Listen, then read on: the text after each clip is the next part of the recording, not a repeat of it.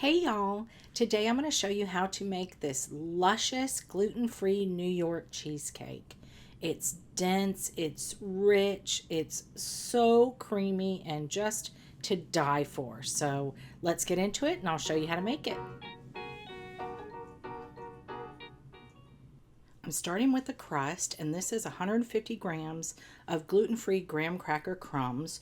Whatever you use, whether it's homemade, my recipe will be linked above, or store-bought, it doesn't matter. And I'm adding to that a quarter cup or 50 grams of brown sugar and a quarter cup or 56 grams of melted butter. I prefer to use salted butter in this. Actually, I prefer to use salted butter in pretty much everything I make. It just gives that extra bit of saltiness to everything I make, which I find makes everything so much better because it cuts the sweetness a little bit. So I'm just mixing this with a fork just to bring it into like a wet sand-like texture. And then this is, as you could see, my label is still on it. This is a cheesecake pan that has a removable insert. I find this is so much better than using a springform pan, but you can use a springform pan as well. It doesn't matter. So I'm just spraying this with a little of cooking spray so that everything will come out a little bit easier. They are harder to get out, but they tend to leak less, and I don't know, it's just a whole thing. So it's your choice what you want to use. I'll leave a link for this one. I kind of got this idea from Sugarology, and I'll leave a link to her YouTube channel. She does everything based on science, and she shows why it works and all that good stuff. So this recipe is adapted by her recipe. So I'm just pouring the crumbs into the bottom, and then I'm going to grab my one and only measuring cup that I have left over, because y'all know that I measure everything by weight, but I keep this one for stuff like this. And I'm just pressing it just into the bottom of the pan. I'm not doing a side crust as well. You can, but then you need to probably double this the crust recipe. I already have my oven preheated to 350 degrees Fahrenheit, and I'm going to bake this for 8 to 10 minutes, or until it looks like this. You're going to see just a little bit of browning around the edge. And now I'm turning my oven down to 250 Fahrenheit. And we can let this cool while we make the filling. I've got 4 8-ounce packages, which is 904 grams of softened cream cheese in the bowl of my stand mixer. Y'all see I got a new stand mixer. It's white instead of black, doesn't show my reflection. It's great. So I'm just going to, on low, beat this up just to make it smooth. That's all I'm doing. I'm not incorporating any air. The whole process is going to be on low. So whether you use a stand mixer or a handheld mixer, everything's going to be on low. And your cream cheese should be at a warmer room temperature. So if you have to microwave it a little bit to get it really warm, do that. Now I'll add the sugar in. This is 1 1/3 cups or 267 grams of granulated sugar.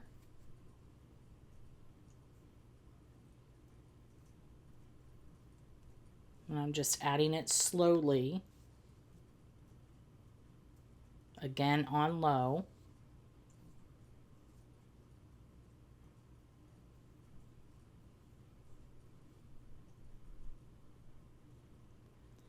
And even though I'm using the scraper beater, I'm going to stop it now and then throughout the whole process and scrape down the sides and especially the bottom of the bowl if you're using a stand mixer, because you know how that little area on the bottom doesn't get quite as mixed in. And you want this cheesecake batter to be as smooth as possible.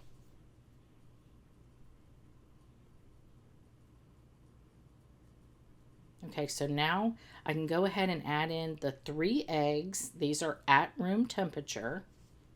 And I'll do it one at a time. And I'm just waiting in between until pretty much the egg gets mixed through, and that's it. Until I add the next one.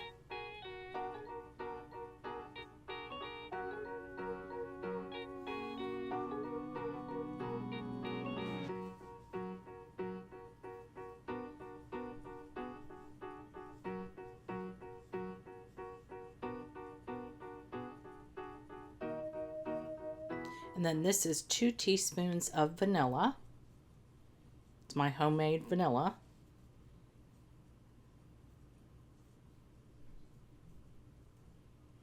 And then I'm also adding in 2/3 cup or 160 grams of sour cream.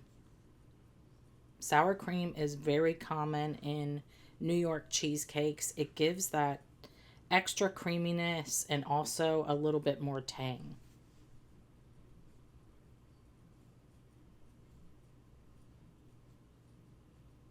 And again, just on low the entire time. So on the KitchenAid, I think that's a 2 setting.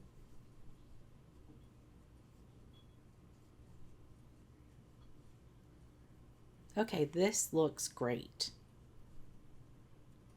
I'm taking my cooled crust and I'm spraying again the sides, because that's one thing you won't have to do this if you're using a springform pan, but in this particular pan, that's the only downside to using this, is the sides. You kind of have to loosen it from the sides.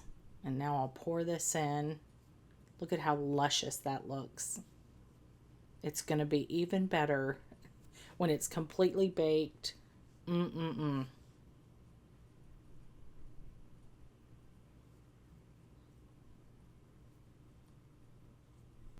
And then to remove any air bubbles, I'm going to actually tap it lightly on the counter.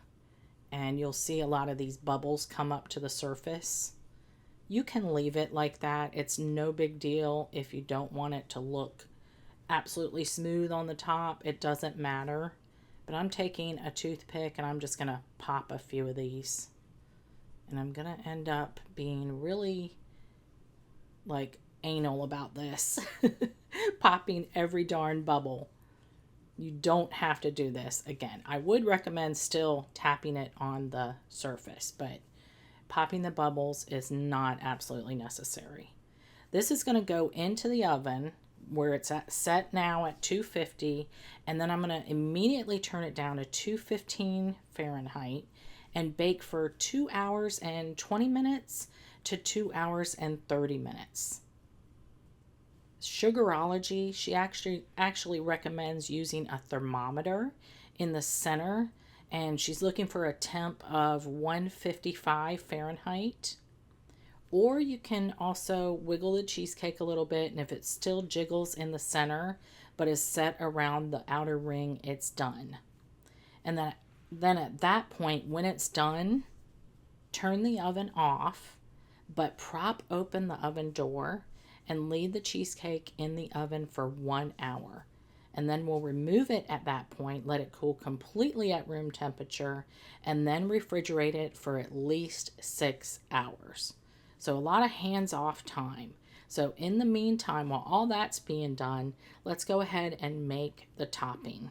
So I have here 3/4 of a pound of chopped strawberries that I'm going to add to my brand new blender, because my old blender broke, and this is the newest version of KitchenAid's I guess like high powered like rivals, Vitamix and all the other ones. So we'll see. I have never used this before, so I'm using it just now for the first time. This is not sponsored, by the way. I just happened to buy this on KitchenAid when they were having sales like Amazon was for Prime Day. So I'm adding the 3/4 a pound in here, and I'm just gonna puree them up. And this thing works pretty good, I have to say. I like the dial. So I'm going to pour this into a small saucepan. And I'll add to that a half a cup or 100 grams of sugar, just granulated sugar. And then 2 tablespoons of lemon juice plus the zest of 1 lemon. And I'll get this over medium to medium high and just whisk it constantly or very frequently until it starts to, the sugar starts melting and it starts to boil. I'll make a cornstarch slurry with a 1/4 cup or 60 ml of water and a tablespoon of cornstarch, and just mix that up.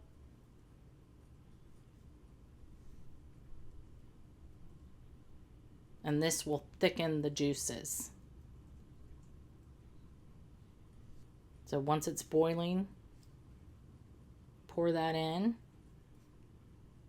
and it'll just start thickening pretty much right away.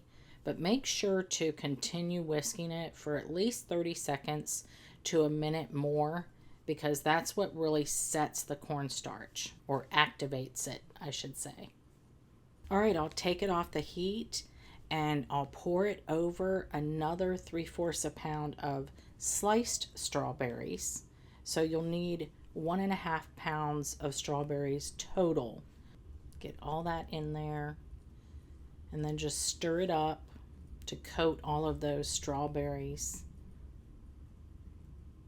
And because the liquid is boiling, it's actually gonna just ever so slightly cook those strawberries down just a little bit, just to soften them just a little bit, but they'll still remain nice and fresh.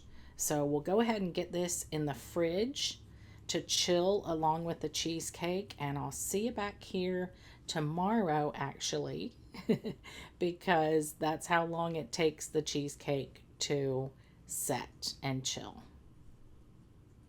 All right, guys, I've got my cheesecake out of the fridge. As you can see, there's a little, if you want to call it a crack, it's more like a hole, and that's from when I put the thermometer in and kind of accidentally dragged it across, so it left a little crack in the top there. It's not going to be even noticed because we're going to fill it with all kinds of strawberry sauce and nobody will even know.